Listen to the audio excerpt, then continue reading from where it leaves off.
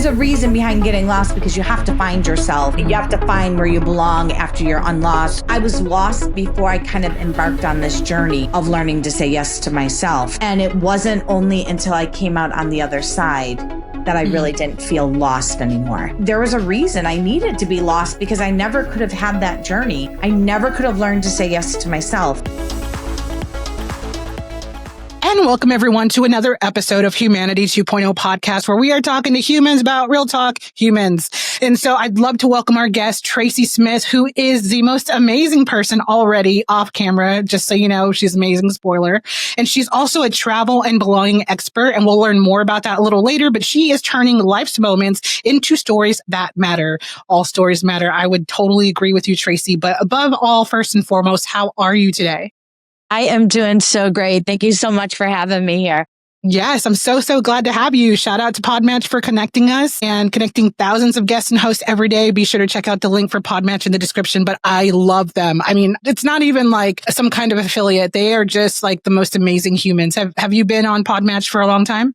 No, I have a great team who is working behind the scenes to do all of this stuff and to connect me with people like you so that I'm able to come and tell my story. You know, writing, I have a full-time job. Shh, don't tell anybody. In addition to writing, and somehow I just write all night long. Yeah. And so my team behind the scenes is really doing a lot of great work for me. Oh my gosh. That's She's amazing. the one, they're the ones using Podmatch and hooking me up with talking with you. Are they like interested in overtime? Because I would love to borrow them. Man, I have 5 scripts in the works for film, and then I have a ton of podcast episodes to edit. And I love all of it. I love editing, but I just don't have the time. So still your team. I'm kidding. I do not like editing at all, which is why I hire editors. Cause I said, you know, I like to write. Like, that's my favorite thing to do. Well, I like to travel and I like to write. Those are the 2 things I love to do. Everybody else can have all the other work. Yeah, for sure. And we'll get into more about combining those and how that worked for you. So we'll definitely do that a little later.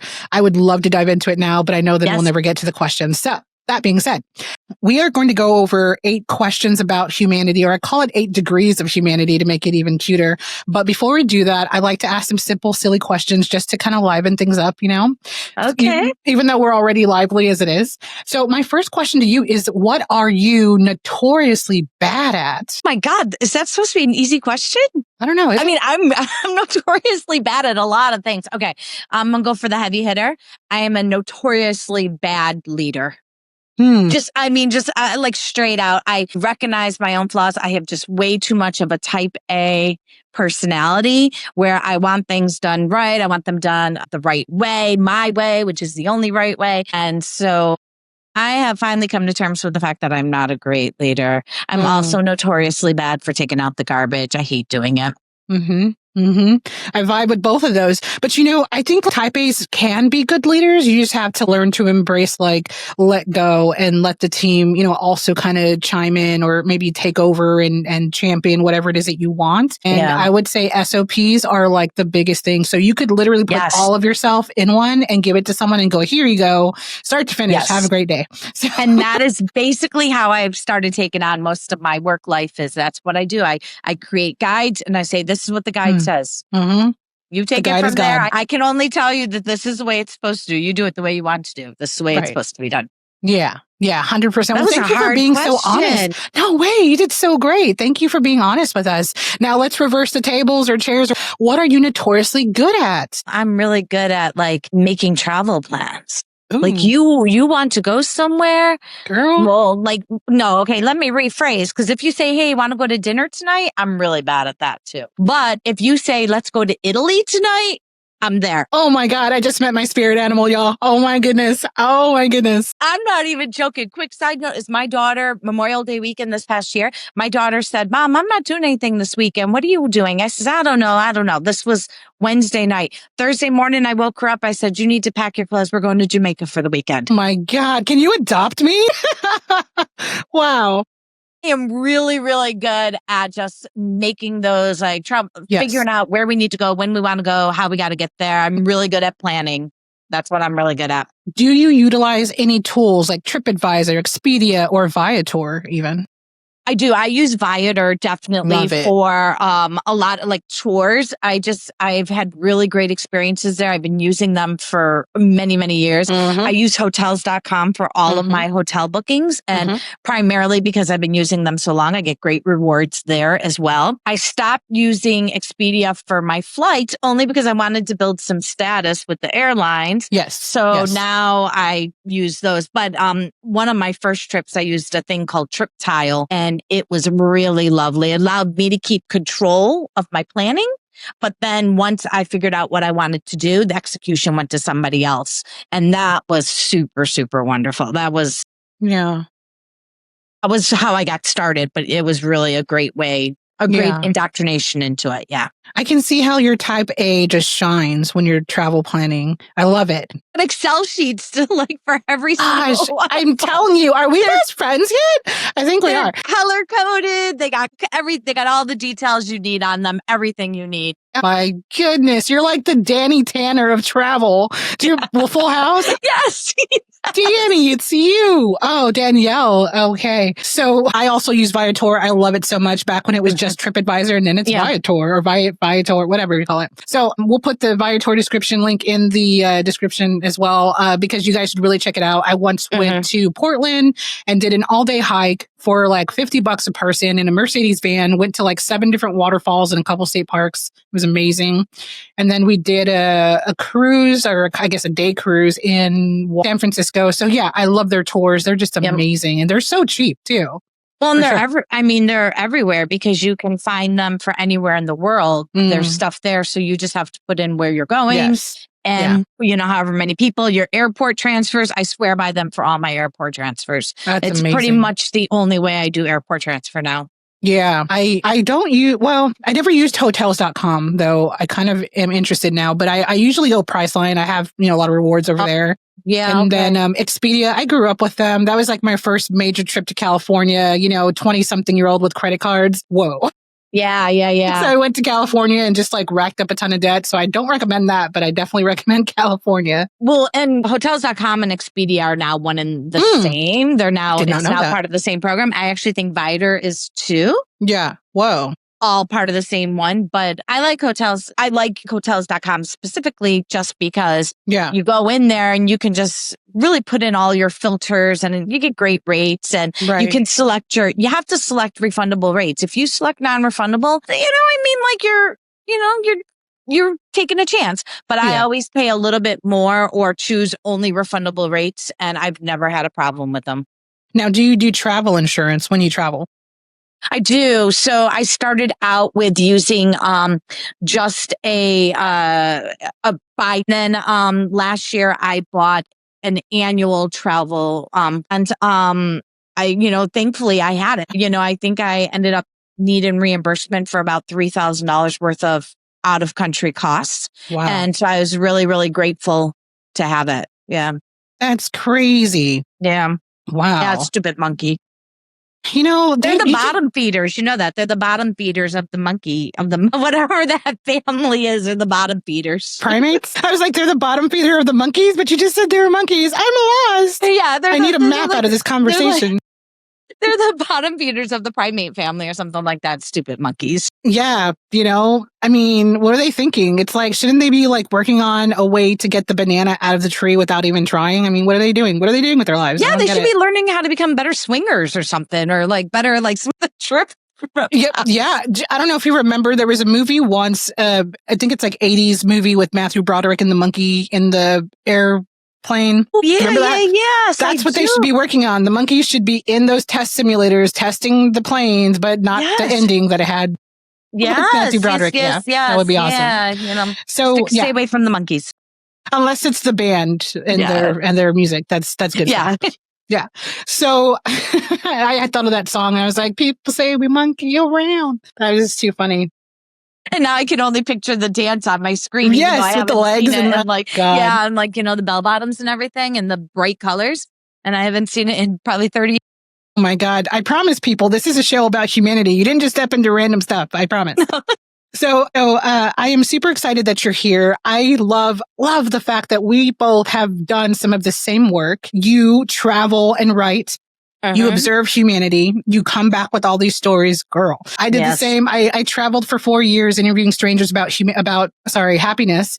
And just asking them, are you happy? And then follow-up questions and just discovering so many stories and just beautiful humanity. I have thousands, probably hours of footage that I am working on to put it into a video series. And that's how the podcast came about, because I had all this footage and then, a lot of it wasn't used because it wasn't pertaining to happiness. So I thought, this is a crime against humanity to not put it out there, especially when we need it the most, because we need to see those human moments, good and bad. They're both really powerful. A lot of people tend to stay away from sadness when it comes to humanity, but it's actually part of our identity and we need that to get some perspective. So the video series is there and the podcast, here you are. Yeah. Yes. So I imagine we have a lot of very similar views, and I loved living out of the hotels. I loved it. I have so many key cards that I collect, and airline tags on a wall, just like a crazy woman. So seeing as how you've traveled the world, odds are you've probably gathered some really great quotes. What is your favorite quote? Yikes. Or one of them. Yeah, I mean, I don't necessarily know if it's a great quote, but I think for me, like the one thing that I say to myself all the time is say yes to yourself. Like it's become almost like this thing that I just have to, I don't even have to remind myself anymore, but like sometimes I stop and I'll be like, you're saying yes to yourself today. And it's almost like it's become my creed that I have to live by. And so I guess that might be, if I had to think about the quote, say yes to myself. Yeah, I love that so much. I'm trying to kind of suavely see if I have this quote here. It's a little block that I bought at a yard sale. And it was the quote, she believed she could, so she did. Do you see that everywhere? I see it everywhere. Yeah. Well, now that you say that, so I have a tattoo on my arm. I don't know how I forgot this.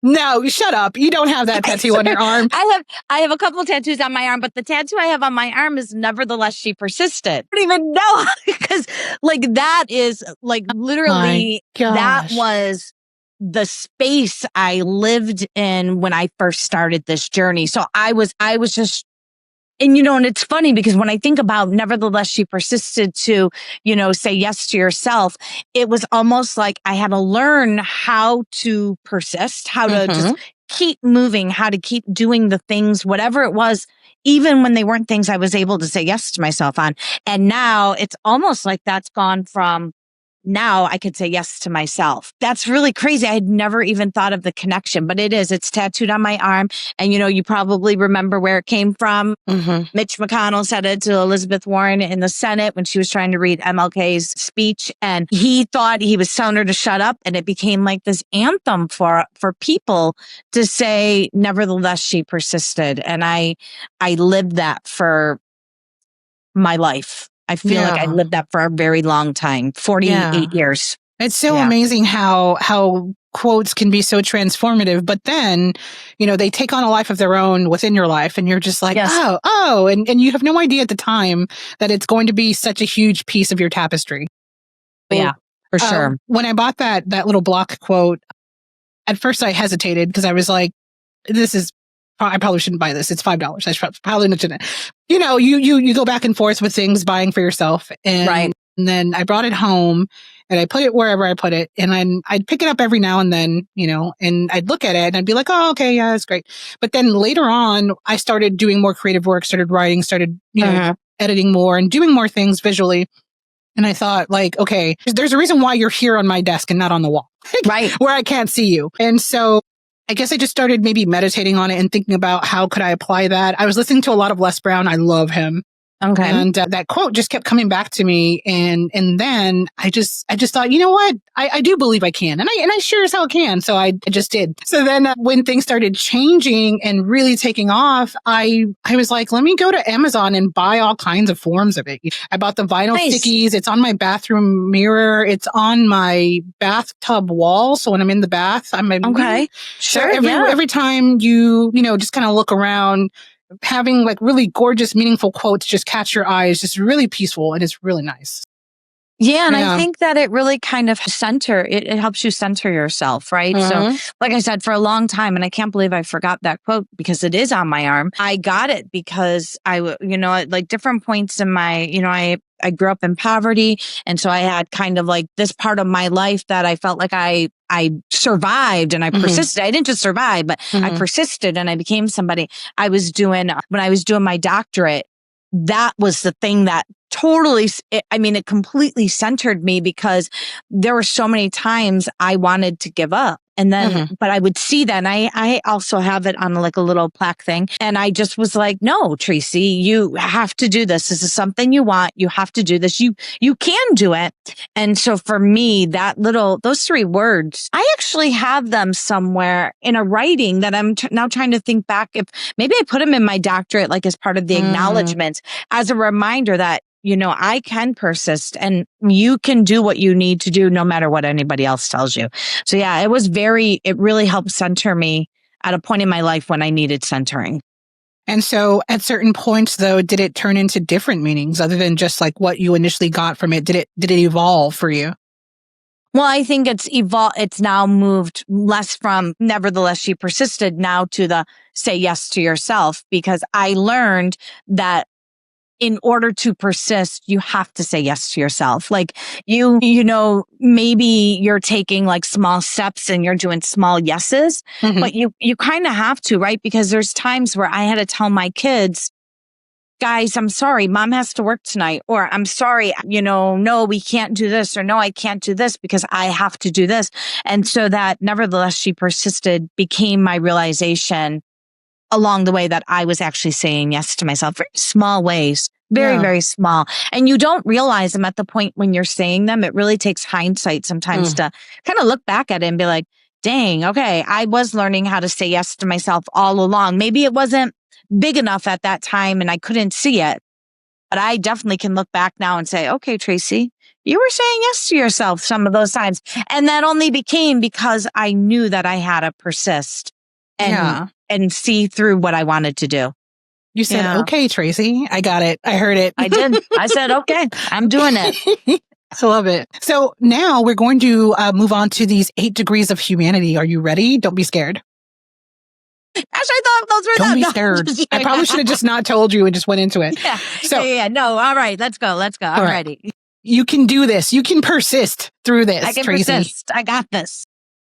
When you hear the word humanity, what story or what phrase or what word or color even comes to mind for you? When I think of humanity, I think of these collection of pins I've been collecting on Pinterest about representations of women. And they're all different sizes and shapes and colors, and the clothes that they're wearing are all completely different. And you can't really, you know that they're all different. You don't really know why. And so when I think of humanity, I think of this collection of pins that I've been pulling up to say, this is what humanity is. It's our differences, but our similarities that sometimes, or that just manage to coexist, right? They come together and they coexist in the way that we're meant to do. I like that. Yeah. Are there any particular human pins that you like the most? Well, I was in West Africa in November. And so I have this project, this Geography of Connection project that I'm working on. And so most of the pins are these women, the ones that I've pinned, but the women, there's no separation between them. So it's not like holding hands. It's almost like their arms are they're like almost like one and the same. And so for me, I just love it because again, I just love the representation, because when I think of humanity, I think of we all have something in common. We're humans. That's at the very basis of it, is that we are all these living, thinking, breathing creatures that can make decisions. And so when I see this pin of these women that are the bodies, you can't really make out the shape completely and you can't make out their differences, but their arms are all interconnected. It makes that's what drives it really home to me, that's what we're humans and we belong together. Yeah, I love that so much. Thank you for sharing that with us. Yeah. And then there's going to be a link to her Pinterest board.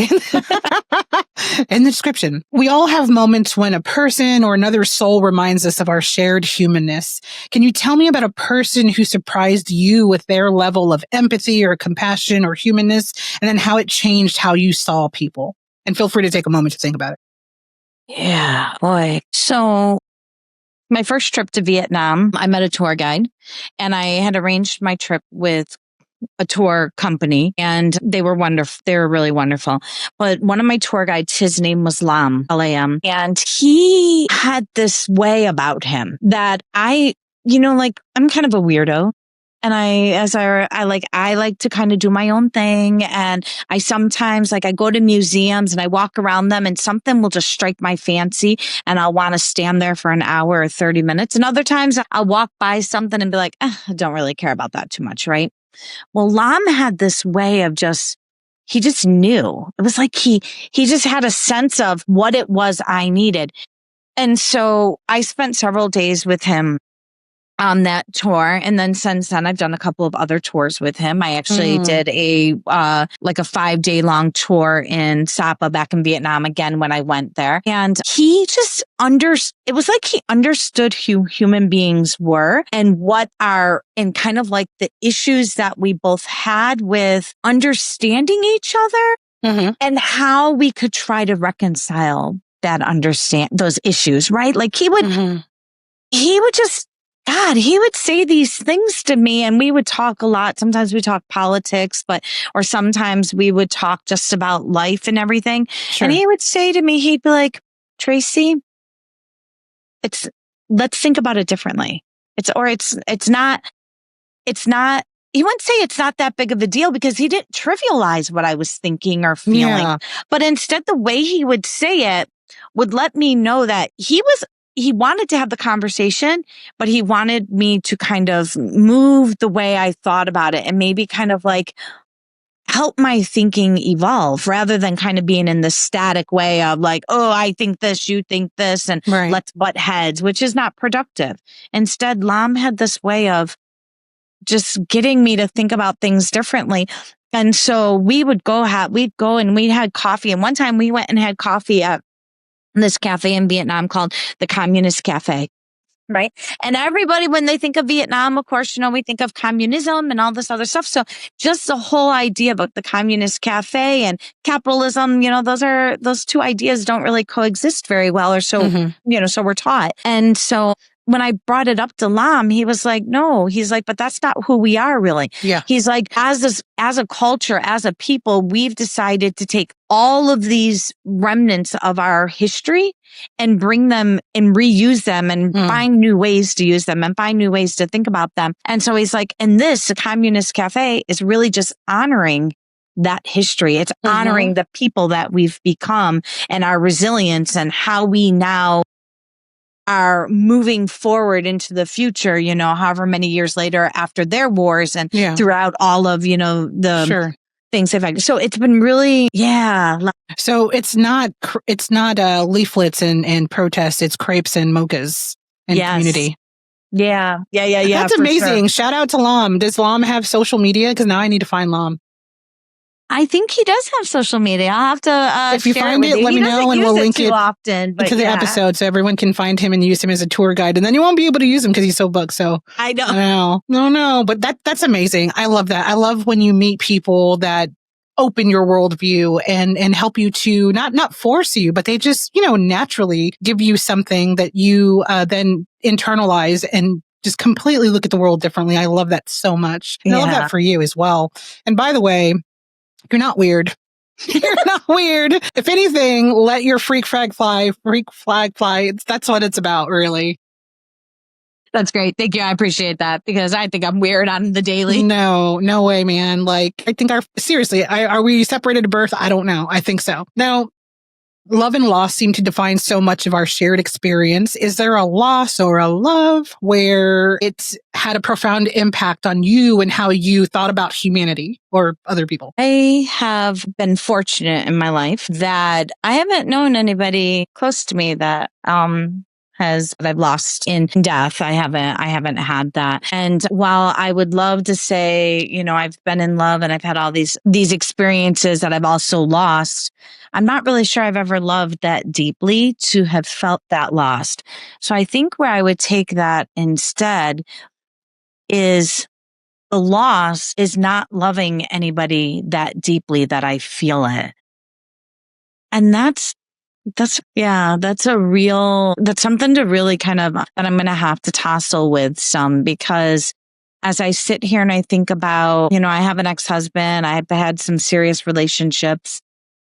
I had a serious boyfriend coming out of high school, and I'm not sure that at the point when those relationships were over, I felt lost. And sometimes it makes me believe that I'm not really sure that I ever loved them. I know I question that a lot. And my brother passed away a few months ago, and we've only seen each other in like twice, or maybe not twice, maybe a handful of times in the past 30 years. And so even there, it's hard to deal with to think about the idea of, did I love him? How did I love him? Could I have loved him if I didn't really know him anymore? And so I think the reckoning I need to do is around love, but I think the real loss is that I haven't loved enough to feel the loss. I would propose that, everyone loves in their own way. And for yourself, your love may not be exactly someone else's love, right? It might not have the intensity or the color or the shape or the size, but it is yours. And so you did love these people in your own way. And so by that definition, you have loved and you're lovable. So sorry for your loss for your brother. I lost my brother as well during, I lost him during COVID. And so brothers are something else. I have 4. I have 6. Oldest. Oh, I have 4 brothers and 1 sister. We're a total of 6. But oh my God, I'm 6 brothers and a sister. Stop stealing my life. Right. So yeah, the oldest one, and I was talking about him earlier today in a session, and he was like, far and away, but during these really pivotal moments, he was right by my side and walked me down the aisle, wonderful human. And then he was gone. And I feel that. And then the other siblings we're kind of like planets that, move around each other, but we don't really like gravitate. We're just all kind of there, and we love each other, but it's like holidays and things like that. And we're all different. but yeah, I understand what you mean in regards to, did you love them enough, or, could you have loved them more? Because I even have live ones that I love them, but I don't know that I love them a lot or enough, like you said. And so I can definitely sympathize with that for sure. But thank you for sharing that. I really appreciate your honesty there. And the not loving intensity from the beginning part of your response, that was so beautiful, by the way, and profound. I was like, wow, that's a clip.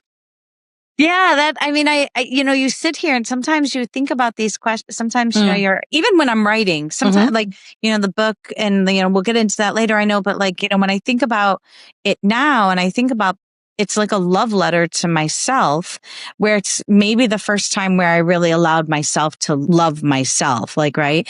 But the point being is that sometimes I sit here and I write something or I say something and I'm like, dang, that was intense. Right. Yeah, it's so good. And then you have to sit there and kind of think about it. And then you even hope you've written it down so that you can be like, I want to remember that. I want to remember that feeling, because that feeling of intensity is almost what I feel like love should feel like, is kind of remembering that intensity of the words that we speak or write.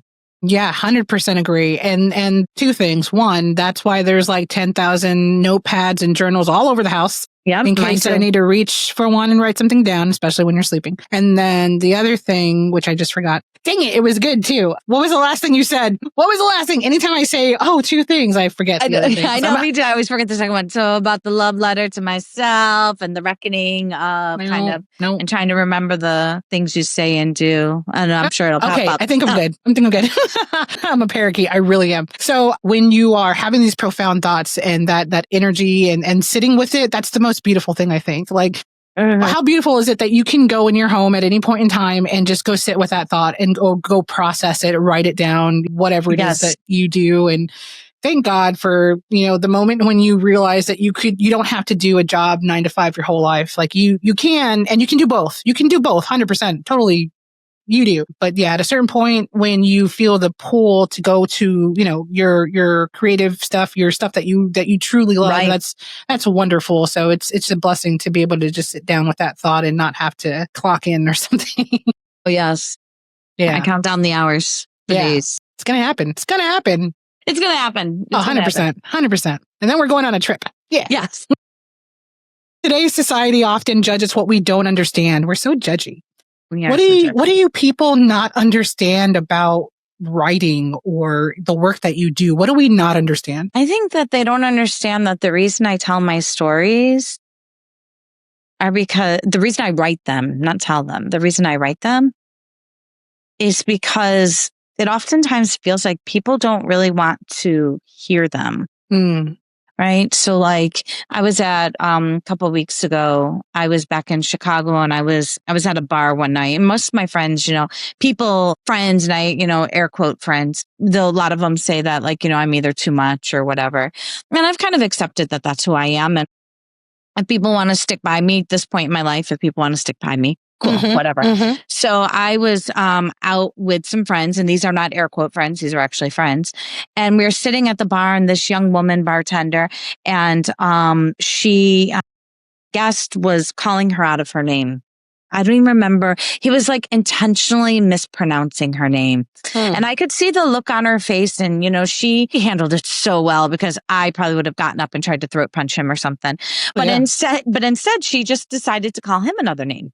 And it was a completely innocuous name. She's like, okay, Rick or something. And he was like, my name's not Rick. This is my name. And whatever his name was, I don't remember. And she's like, it's not Rick? I thought your name was Rick. It must have been Rick. The way she handled it was just completely amazing. Well, like I literally sat and thought about that interaction for, I don't know, like it was days. And I only know it was days because I then made a note about it on Substack because it just didn't leave me.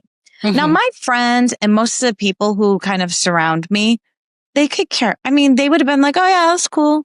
Or, okay, oh, interesting. And that'd have been it. And so I think I write because I got to get it out. I have to have a conversation about it. I have to understand what I saw the moment I witnessed this, whatever it was. And I have to have a conversation about it. And I don't always get it when I write. Like not everybody engages on every single one of those. But then when you do, there's something really magical about it because then you get this whole new viewpoint, or maybe you're like, oh, wow, I didn't really think about that. Oh, maybe that's why that person was doing that because maybe he genuinely heard the wrong name and they were just having like, communication that was going cross-eyed or whatever. So that's why I write.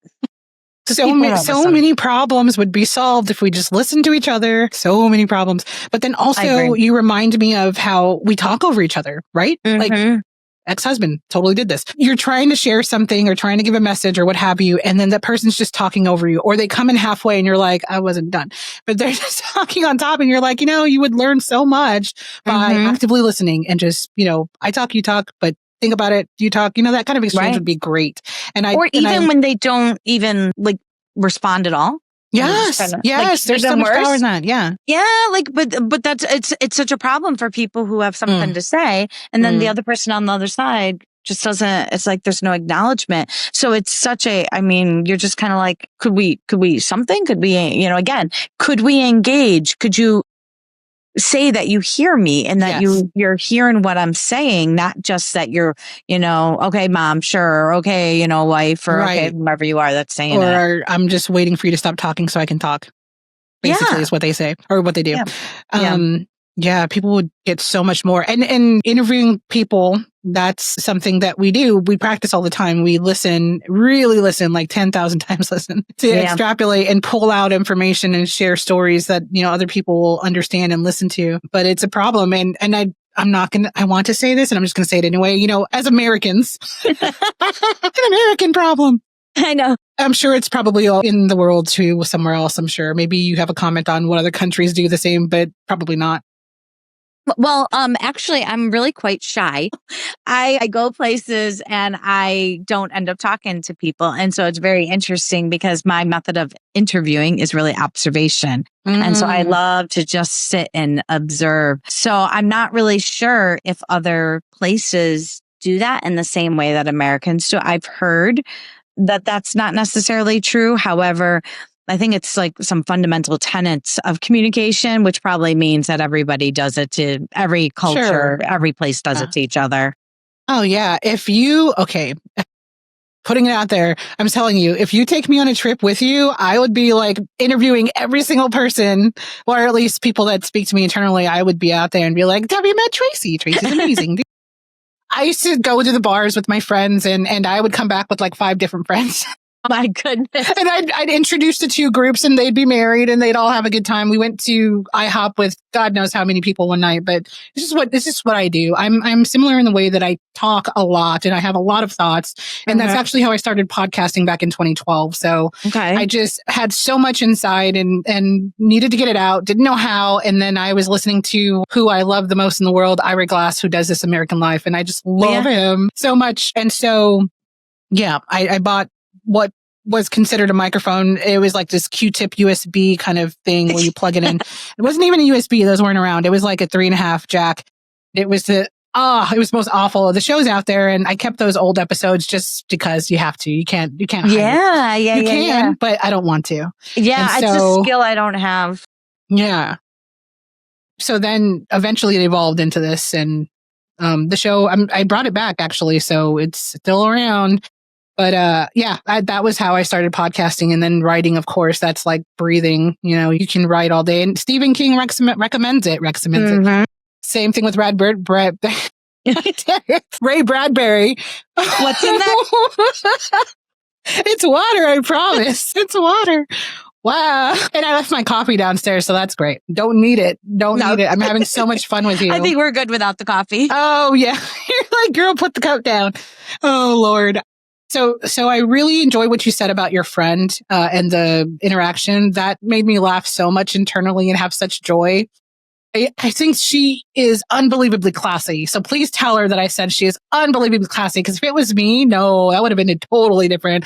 I'd have probably been like, not allowed back in after that. That's what I'm saying. I would have throat punched him, or I don't even know what I would have done, but I know that I would not have had nearly like the calm demeanor that she had as she was setting and then the conversation, however it went, because it went on for a few minutes and then she served him his beer and then he kept, and that was it. It had me thinking so much. So that's why I write, because it's so smart. Those things I care about those moments and I want to continue to think about them and wonder about them. And not a lot of people have patience for that kind of meandering thought. Sure. I love meandering. There's a street in Dallas called Meandering Way. I want to live there. Well, yeah. I can say I live on Meandering Way. I do. Because I also meander through like museums and I just kind of like, I stroll. I'm kind of like Christmas time. I like just to stroll through stores. Yeah. I touch things randomly. I just kind of look at stuff randomly. You appreciate the store windows. And so, I mean, it's just kind of, I should be living on Wandering Way or Meandering Way. That's probably I would totally, I would do that with you for sure. I like to take my time. Hell, I go to the grocery store and it takes forever because I'm just like, oh, do I need this? Do I need that? Really, do I need it? Do I have 2 of those? Yeah. Even if I don't need to, because I know where everything is, I still walk up in every aisle and I'm not in a hurry. I'm just kind of pushing the cart going. Yeah, just doing your thing, living. Yeah, that's what I do. Used to drive my ex nuts because I would be like, a 10-minute trip turned into 2 hours. And he'd be like, can I just go to the car? And I'm like, yeah, sure, whatever. Yeah, for sure. That's better. Sure. Yeah. Tell us this is going to be a totally deconstructed question because that's just how I am. Okay. So, I don't know why I'm like draining here. Tell us the why behind the work that you do, and then tell us what you do. Okay. So I think the why is really because, people just don't want to hear me talk anymore. No, that's not the why. I think that the why is, I love to see new places and people, and it was always a dream. It was always a dream. So when I finally got to do it, I was like, started to collect these stories. And so I would share them on Facebook and stuff like that. And my friends would all be like, oh, these are great stories. And then one day my niece said to me after I chased a rabies shot through the city of Chicago, my niece, and I was recounting this story for her. And she says, Aunt Trey, you should be on TikTok and do videos where you're learning to like crochet or something completely inane and tell these stories, right? And so it was like the first time that really got me thinking that maybe my stories were worth telling, right? So I sat down to write. I didn't really sit down to write the book. I basically took all my Facebook stories, I downloaded them, and then I said, hey, I got a book. Yeah. And I said it to my editor. I had an editor. I found it was my dissertation editor. And I said, hey, I got a book. You want to read it? Want to talk with me about it? And he was like, well, why? He was kind of like, why? What's your why behind this? What were you thinking? Like, how does this all stick together? Otherwise, these are just travel stories. Those are really fun, but why would anyone want to like buy your travel stories? Like, what's so important about them? And so I sat down and I started thinking about it. And I realized that as I was collecting these stories, I was also collecting a part of myself. Like I was finding myself and I didn't even like it was happening while these stories were going on, but I didn't even realize it. Like it was just something that like the change I went through from September of 2022 to by the time I decided to write this book, which was sometime like January 25, I was a completely different person. So that was kind of like the why. And now what we end up having is we have this book where I have finally learned to say why, like I've learned to say yes to myself, but I finally understood like the why behind stuff. Like, you know, I would meet people, I'd meet people on these trips or whatever. And I'm, like I said, I'm shy. I'm really a shy person. I know it doesn't seem, people laugh at me, but I'm a shy person. And, but I would meet people on trips. And then somewhere along the way, I finally decided to say, like, look, I don't care if they, like, what I say to this person, like in the terms of like, saying hello to them, or would they think I was weird to go out to eat dinner by myself? Because I realized like, I'm never going to see them again. So it's okay. Like just embrace the person maybe that you want to be, or the person that really exists underneath, and just own it. So that's been kind of the why. The book, The Purpose of Getting Lost, that title is not just getting lost while I was on my trips. You know, granted, I got lost in Iceland. I got lost in Spain. I got lost in Vietnam. I get lost everywhere I go. Love it. I got lost. Fun. I lost in New Orleans 2 weeks ago. I mean, I want to get lost in Iceland. Yeah. So, you know, I get lost everywhere. So there is a reason behind getting lost, because you have to find yourself. You have to find where you belong after you're unlost, and physically where you belong. Right. But more importantly, it was also this idea of, I was lost before I kind of embarked on this journey of learning to say yes to myself.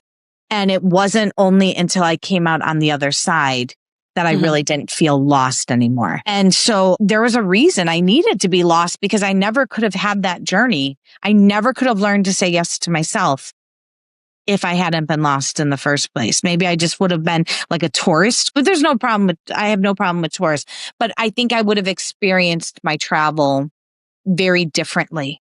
Yeah. If I hadn't been so lost when I started it. Instead, I just went all in. I was like, I'm in, whatever. It doesn't matter. I'm in. Yeah. I love getting lost. I love it so very much. Sometimes too much, but yeah, you know, because sometimes you find places and you're like, holy cow, I found a cathedral in Barcelona and I didn't even know that existed. Other times like when I'm thinking about being lost, I'm thinking about, wow, like I just met this in New Orleans and I met this really cool woman and we became Facebook friends. Yes. So I think there is so much value in allowing yourself to be lost and not always just following, you know, step by step, the map in the directions you're supposed to go.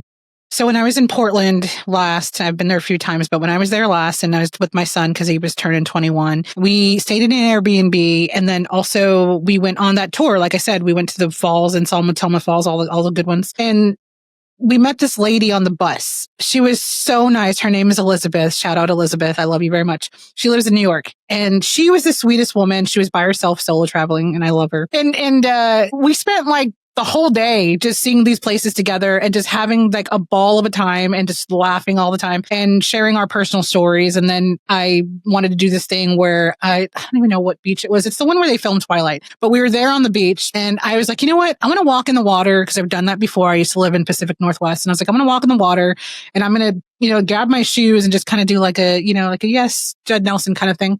Okay. And I was like, can you film it for me? Because I can't film that. I can't put it on a dead tree, And so she filmed it for me, and I have that forever. But I still talk to her to this day. We text each other, and I'm like, hey, I'm going to New York City at some point. Definitely going to LA for my birthday, but I will be over there soon, Yeah. So yeah, it's just amazing the people that you meet. I once met a man on a plane when I was going to Utah to interview strangers on happiness. And I just interviewed him in the plane, like on the seat in the plane. We started there and then we finished it in the airport. And he just said the most beautiful things. And yeah, people are amazing and they will surprise you if you let them. But getting lost in people, that is like one of my favorite things to do. Oh, absolutely. And you're, even as you're saying that, I'm like, yes, some of my best stories have come from the person who I'm sitting next to on the plane or the person on either with the tour guide or with the person. Like sometimes you have to do group tours because that's just the only way to do it. And so you meet these people and you have these conversations. And the next thing you know, you're like, I'm swimming naked in the Caribbean with one of them. Like, I mean, yeah. That's awesome. But those things just kind of happen. And unless you allow yourself to really be open, let go to being lost and to allow yourself to kind of accept whatever that means, you just can't have those kinds of experiences. So yeah, for sure. I once crashed a party it was a Boeing corporate party in the Seattle Space Needle. I just went up to some guy and I was like, hey, let me be your date. And so he walked in and I just started having drinks and playing and, doing all kinds of stuff and just hanging out and meeting people. And this one lady comes up to me and she's like, are you supposed to be here? And I said, I was trying to find the bathroom. How dare you not have signage for the bathroom? And then I, exited, but it was the best time. So yes, totally. That's awesome. That is a total. I was like, what story could be? And that's what came up for me. I'm not sure I could ever be brave enough to do that. I'm thinking I would have to have somebody who would convince me to do it. And I probably could be convinced, but I'm not sure if on my own, I'd be able to just be like, well, maybe that's next for you.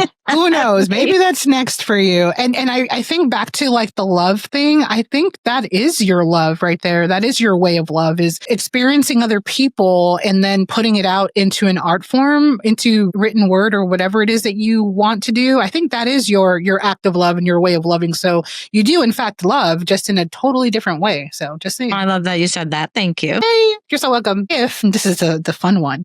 Oh, yeah. If you could share a message with humanity, what would it be? Oh, be kind to each other. Just please we need to be kind to each other. I've raised 3 children and, I tell them when discussions come up about other people and what other people are doing, especially when it's about, people who have less than them, I just say, it doesn't hurt you. Right? It does not hurt you. So like when a mom is buying a case of Coca-Cola and maybe she's using Snap, whatever, for her to buy that case of Coca-Cola, my take on it is, I have no idea. Maybe that's the only good thing in her life on a daily basis. You're buying lobster today? Great. Maybe you're celebrating your child graduating from high school and he's the first one. Like, it is legitimately none of my business. And we just need to learn to be kind to each other through that none of our business. And that's it. Just be kind to each other. I love that very much. Thank you so much for giving us that wisdom. Yeah. I will be kind to someone after that. All the time, Tracy. We just never know what someone's going. You just never know what someone's going through, and so 100%. I mean, not to get political or anything, but when people talk about people with benefits, with food benefits, buying all kinds of things, it's like, what is it any business of yours? As long as they're using it for food, leave it alone. If they're buying, like you said, if they're buying soda, who the hell cares? If they're buying a cake, who the hell cares? Let them have what they want to have, because that's their normalcy. That's their safety, security right there in that moment. Like, I could buy a Snickers bar, not, why did you buy that Snickers bar? There's only 2% nuts in it. Come on, really? Yeah, that's why I just try to sit there and be like, it's just none of my business. And being kind to them is treating them like a human being when they buy it, rather than judging them through buying it. So to me, that's where I try to, it's just kind of where I try to live my life in that space of just be kind to other people. And that doesn't mean necessarily giving handouts or doing whatever, all the words we want to use. To me, it just means being kind and not judging them through whatever decisions they're making. Yeah, I think maybe earlier you mentioned having come from poverty. I came from poverty. I came from dirt floors. I know what it's like to have absolutely nothing to eat, and then have, your siblings invent sandwiches that is literally just bread and mustard or bread and syrup or something like that, and just really and then to grow up and see everyone else beside you, and see what you don't have, and see that maybe you may not have food for dinner, but you have a family that would kill for you. And then growing up and having these things and being incredibly thankful, but then also appreciative and acknowledging of other different variations of poverty and success, and being humble. I think that's the hugest thing, is humility. And like you said, kindness and doing good things for others, but then reminding humanity that we could all do that all the time. It doesn't take but a minute or two. Once you start doing these things, it becomes second nature, and then other humans are better because of you. So be better humans. Right. Yeah, no, I totally agree. And, I did grow up in poverty, and, I don't have all these close relationships or not. But I think the piece of it that is, like, you could not know that, right? Like, you couldn't know that story about me. Like, so you could hear, or anybody could hear, oh, she grew up in poverty, and make assumptions or whatever. And they might make assumptions about the things I had to do to kind of survive over years. And instead, I would just say, like, look, just be kind and be like, this is who she is now, and not judge who I am now, or the things that I did, or whatever the family structure is. And I think a lot of my take on this comes from the way I grew up, because I don't want people to judge me or my family for whatever we do or don't have, or for the things that we do wrong, right? Because we certainly don't have it all together. But I just want them just be kind, because my sister is doing the daggone best that she can. Yeah. And with what she has, with the resources she has. And so I think that that's kind of where I kind of think of it from, like that. Yeah, I like that so much. I appreciate all of your wonderful words today. Tell us more about your book, please. Please tell us. Yeah, so The Purpose of Getting Lost is a memoir. It is basically, it covers like a 3.5-year period from September of 22 to January of 25, where I went on my first trip in September of 22. And it was this trip that I had booked 9 months before. But then as it got closer, I kept building onto it. And so there was a group trip at the end. And then I used like kind of like a travel company to book the middle. And then a few days before I was supposed to leave, maybe 10, maybe a week. I don't even remember how many days exactly, but within a short period of time, I had booked a completely solo component to the trip. I mean, just on my own, Viator and hotels.com, so that first trip was kind of like the first taste of being like, oh, wow. Like, I was both terrified in the airport, not knowing how to use my phone. And if I could use my phone, I just knew horror stories about don't use your phone overseas because you'll rack up roaming charges. Yes. To getting lost in downtown Reykjavik and being like, where am I supposed to go? Like, I mean, I was completely like, oh my God, I'm walking in circles and I have no idea and I'm tired and whatever. And so this book kind of takes me on this journey from that very first trip and the decision making that went into that first trip all the way through the last trip where I went to Vietnam, Cambodia, and Laos this last January, and kind of explores these different ideas, and I call them their elements of belonging. And so I explore things like how confidence shows up in belonging, how freedom shows up, how adventure, risk-taking, how community. And again, all things that I really didn't see while I was in those moments. But then when I sat down to write the book, I started to realize I was like, this is community. This is community. Meeting my friend from Vietnam who I met in a different tour guide who I met 3 years ago. Her name is Min. And I spent Tet with her and her family, the Lunar New Year with family celebration with her this past February. And the other day she invited me to her wedding. So, I mean, like, it was like kind of like this full circle of figuring out where I belong in this big scheme of thing. And so the book takes readers along on that journey of, life changing. There's life changes, like a relationship that ended, some surgeries that I had from a dislocated shoulder that, was not really healing properly, from a very, very toxic work environment that took me a long time to finally choose myself and say, I need to leave, even after I had gave the organization 17 years of my life, and to finally just kind of accepting that, again, it was okay to say yes to who I am now, the person that I've become. And so that's what this book is all about, is just learning. It's a love letter to myself of learning to say yes to myself. I love it so much. I can't wait to read it. Oh, I would love a signed copy if you would send one. I would love it so much. And I would read it and take it every I'll take it on trips. I'll take it to the next place. Just, putting this out there, more ideas for Tracy and I. Let's go to Ireland or Scotland and get lost in the singles district. Just kidding. Yes.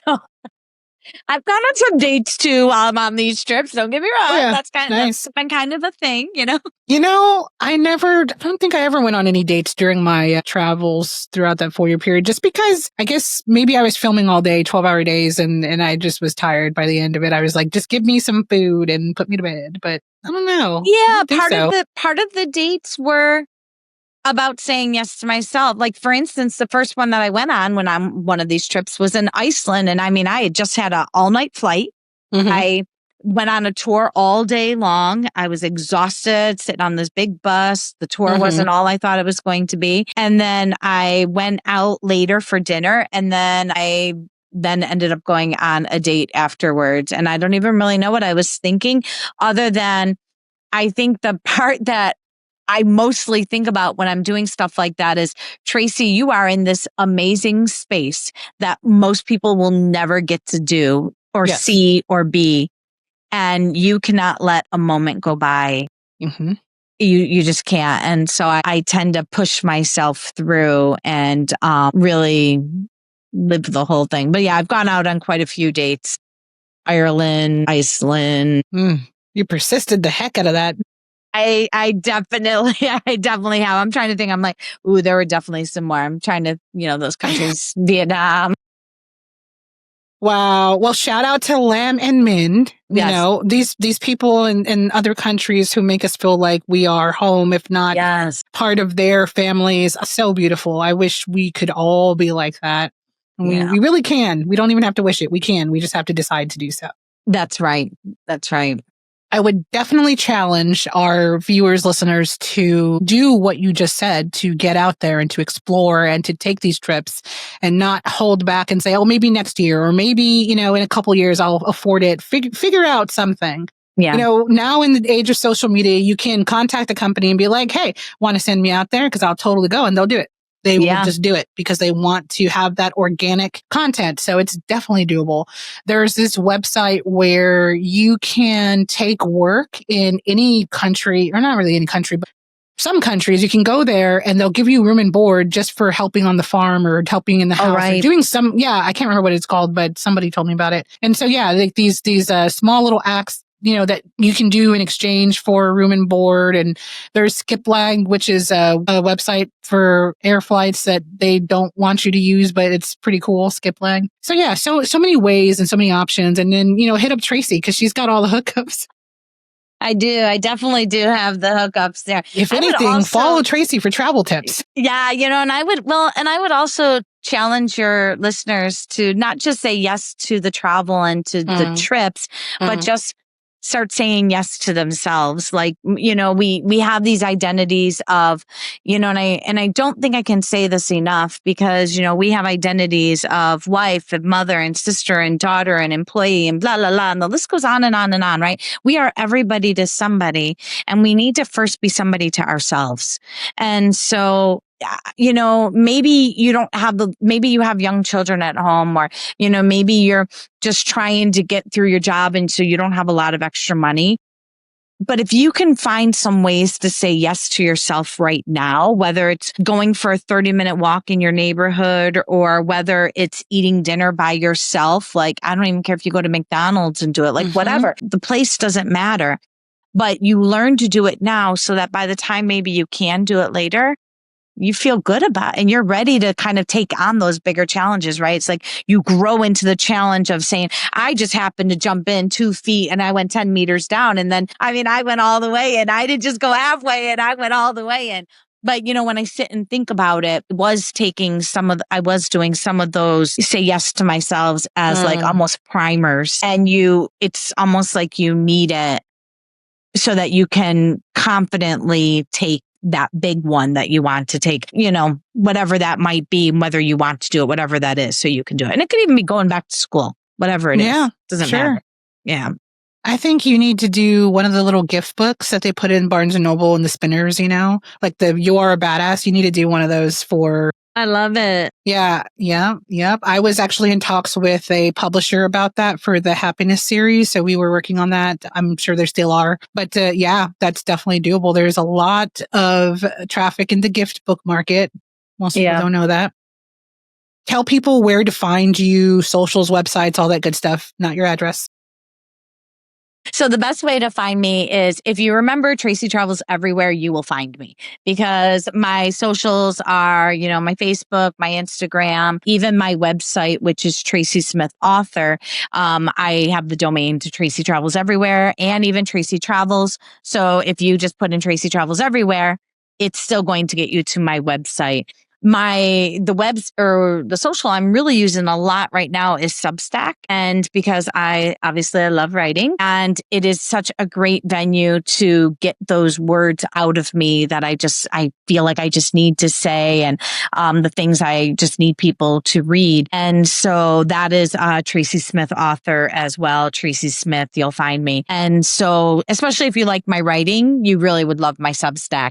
If you want to read about my travel stories, I would encourage you to go to my website or to the Tracy Travels Everywhere on Facebook, because those really have a lot of the travel stories are sitting there. And there's some good stories, almost dying in quicksand in the Amazon, stuck in a mosh pit in Doha, chasing a rabies shot across Chicago. Like, there's some really fun stuff there for sure. That's crazy. I got stuck in quicksand once, but this was in Washington State. Boy. Well, I'm sure it is no different and equally as terrifying as you are like going down and you are like, yes, my foot and the brand new like $80 flip-flops that I had or something like that were destroyed. And I was so mad about it. But that quicksand was no joke. Right. And then thank God for me, at least there was something to cling on to kind of try to pull out of it, but I couldn't. And then somehow somebody comes out of nowhere because it was totally alone, isolated area. And then just while I'm sinking, somebody comes up and is like, hey, do you need help? I'm like, yeah, well, a little bit. That was great because everybody around me just laughed. No, I was in the Amazon and they were literally sitting. I could look over. Maybe they weren't laughing, but they were literally just staring at me being like, what is this woman doing? Carrying. By then I was going to do laundry. I guess I thought my laundry was going to get clean in the river. Come on now. It's not going to get clean. God. Yeah. And so I'm sure they were just looking at me being like, this serves this woman right. And I was knee deep, and I honestly have no idea how I got out other than gently just trying to put my hands in spots, trying to find firm spots to pull myself out. Yeah, it was, it was kind of an experience. To say the least. Yeah. Yeah. Yeah. Man, it's like the places you've gone. Dr. Seuss would just be like flipping, over this. I mean, you really took that book seriously, Tracy. You really did. I really did. And I'm so happy that you have your book will inspire people, and they will, take journeys of their own. They'll find themselves and say yes to themselves. All of these wonderful things will happen, and your book, your experiences will be the source of that inspiration. So thank you for your book. Hope so. Thank you for being you. Tracy, is it? Tracy. I'm just kidding around, dude. I just wanted to do that. I'm just dumb. Travel and belonging expert. You have been amazing. You're a wonderful human, and you completed the 8 degrees of humanity with grace and didn't even know you were done. Yay. Earlier. Goodness, man, we need to do another episode. Well, anything else you want to shout out before we go? Go Bears? No. Go Bills, go Bills, go Bills, go Bills, and then go Bears. Well, I'm a Cowboys girl. I kind of have to be. It's a Texas thing. I was watching these guys watch the Bears and Green Bay. Yeah. I was like, go Green Bay, just for the heck of it, because I want to create that tension. The tension, yeah. But anyway, I digress. Yeah, no, I'm a big old Bills fan, and this is our year. We say this every year, but this year is really our year. I believe it. But the Cowboys, they're the queen of the Delulu, they're gonna get back there one day. May not be this year, but one day. One day they'll get there. I miss Troy Aikman and all those guys so much. Yeah, not me. Thank you again. Ouch! My little Texas heart. 2 years of Super Bowl losses. I don't know if we can be best friends anymore. No, I'm kidding. Oh my goodness. Definitely hang out after the show so we can chat and exchange information. Everyone else, thank you guys so much for joining Humanity 2.0 today in our craziness, but our humanness, and it's all love. Don't forget to be kind to other humans, and don't forget to subscribe to the YouTube channel because it moved. It moved. It's no longer at Vanessa the Vivacious Productions. It's now its own Humanity 2.0 channel, so that way it can thrive and come alive. So if you already subbed, that's okay. Go do it again. You know how to do it. And then also be sure to click all the links in the description for Tracy's book and her socials, and also Viator, Podmatch, all the things we went over today. We went over so much, and I've had the best time with you, Tracy. And thank you so much for being here. Thank you so much for having me. I really appreciated it. Humanity 2.0 podcast is brought to you by Vanessa the Vivacious Productions. Want to be a guest? Visit the link in the episode description for future guest opportunities. Ready to podcast like a boss? Join Podmatch and begin your Podmatch journey via the link also listed in the description. Subscribe to Humanity 2.0 podcast on Apple Podcasts, YouTube, Spotify, and more. Follow and help support the show by buying Humanity a cup of coffee via buymeacupofcoffee.com/Humanity 2.0 podcast. Above all, don't forget to be good to other humans. See you guys next time.